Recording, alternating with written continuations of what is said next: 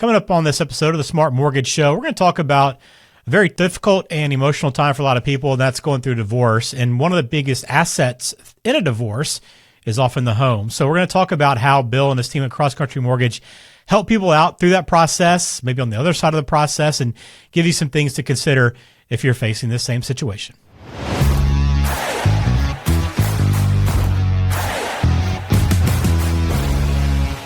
Welcome in. Glad to have you on the show once again. I'm Ben George with Bill Litton. He is Regional President at Cross Country Mortgage. You can find him online at smartmortgageshow.com. We're glad you're here. If you haven't joined us before, thanks for checking out the show, and please hit subscribe if you haven't already. We'd appreciate that support. Bill, what's happening today? I actually was in a meeting with my staff today, and we were talking about, we go through our pipeline and talk about our loans, and we have a few buyers, people buying houses that are going through divorce.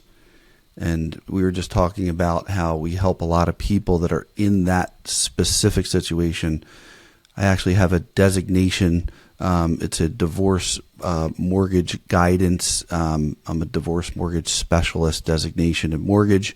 So it just means that I understand a lot of the different things that would be helpful for somebody who's going through a divorce to correctly navigate it from a mortgage standpoint.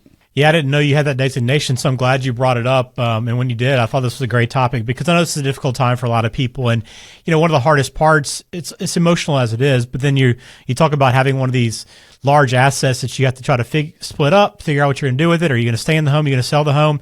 So what are some of the biggest issues then that you see for someone that comes in that's going through divorce or has been through divorce when it deals with the home? So one of the biggest issues is that there's a house spouse, which is the person who's going to retain the house, and then there's an out spouse, the one who's going to move out of the marital home. And a lot of times we're dealing with the out spouse, and they want to purchase a new home. One of the biggest issues is that, quite frankly, a lot of mortgage people don't know what questions to ask to properly navigate it, and they run into issues. And I get a lot of times people said, well, I was turned down by, ABC Bank, and they said I couldn't do anything. And actually, there's a lot you can do. You just need to ask the right questions to make sure, because there could be things that cause you to not be able to purchase. But in most cases, you can. Are you dealing with people that are trying to get advice on, how to handle their mortgage? Or are you dealing with people more so that are now looking for a new home, but now have to do so with a single income, maybe with some added debt, without as many financial resources as they had when they were in a marriage? Yeah, so it's actually both. Okay.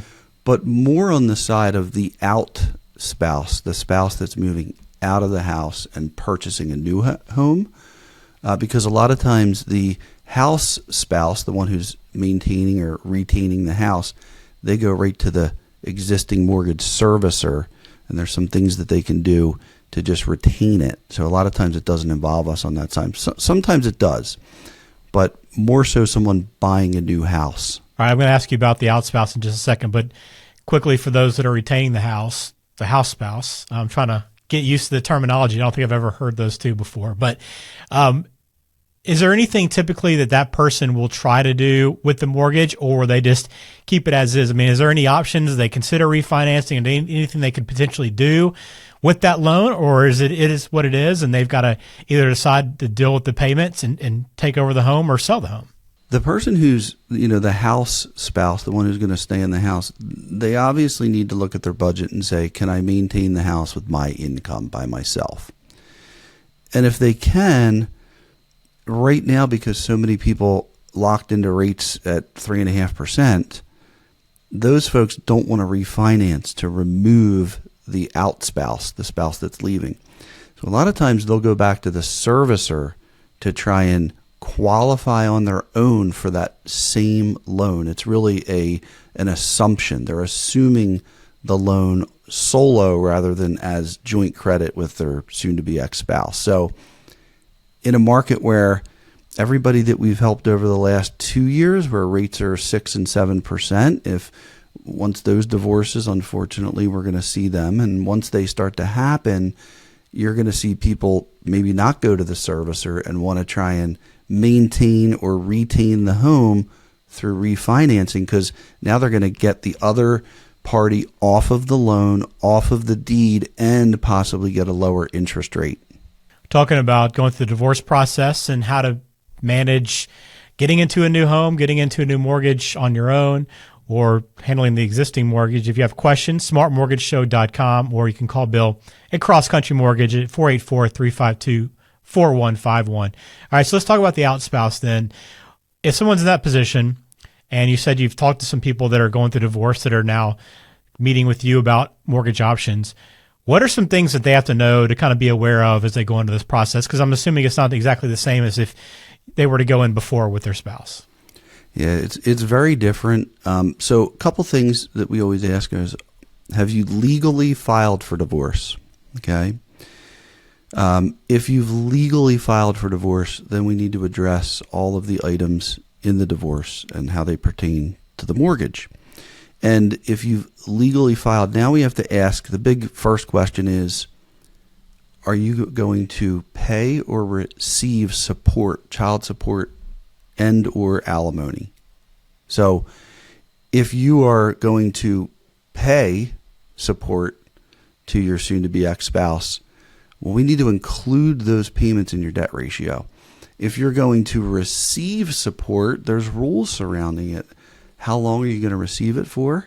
Have you already started receiving? Do we have a history of receipt? So can we actually use that additional support as income? So we need to, dig into that and find that out. So that's like the first place that we go. The second place is, now you're qualifying for a new loan, and is the marital home and the marital mortgage going to be in your debt ratio? Back to your last question. If somebody wants to buy a house in 30 days, and usually they do want to move quickly, is the divorce going to be final? Is there going to be language in the divorce that says that the out spouse is no longer legally responsible? Is it going to be refinanced or assumed, or do we have to carry it in the debt ratio?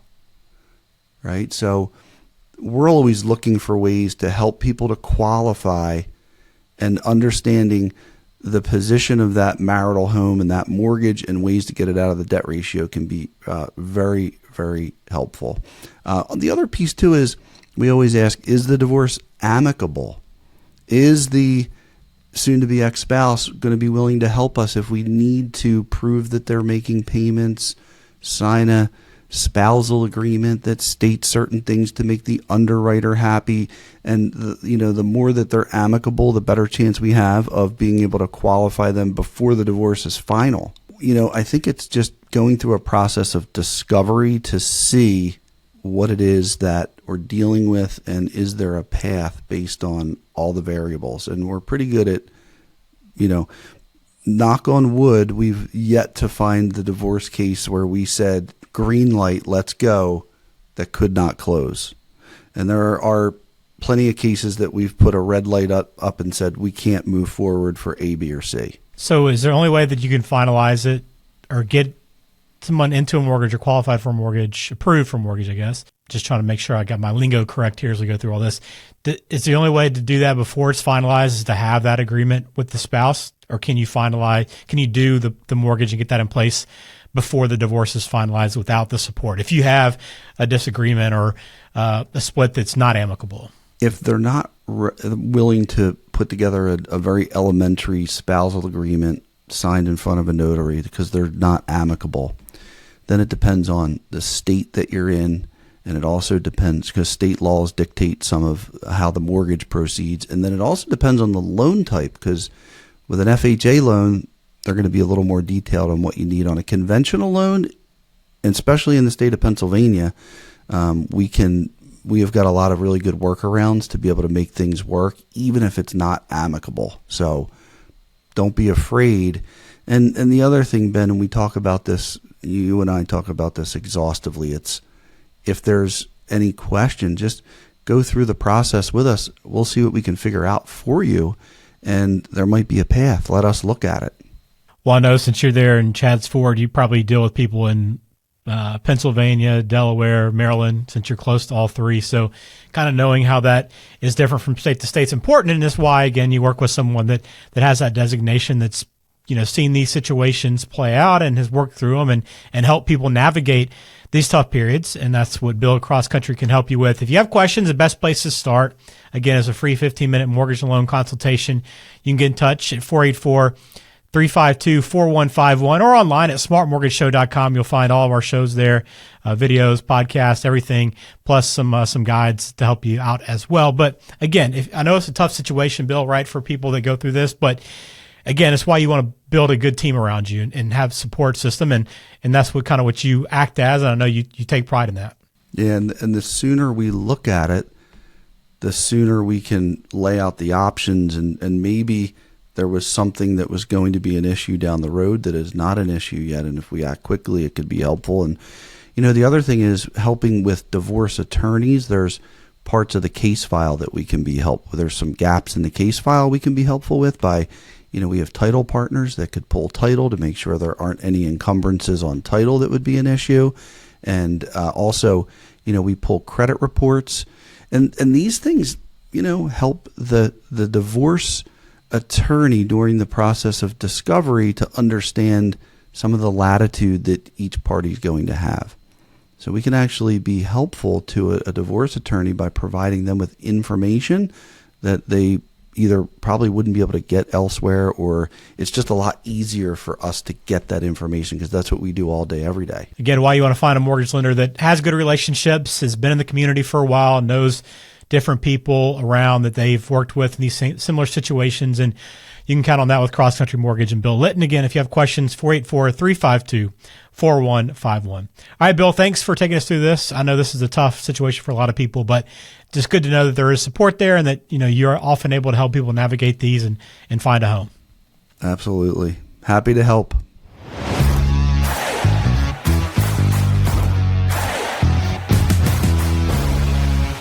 This program is for informational purposes only.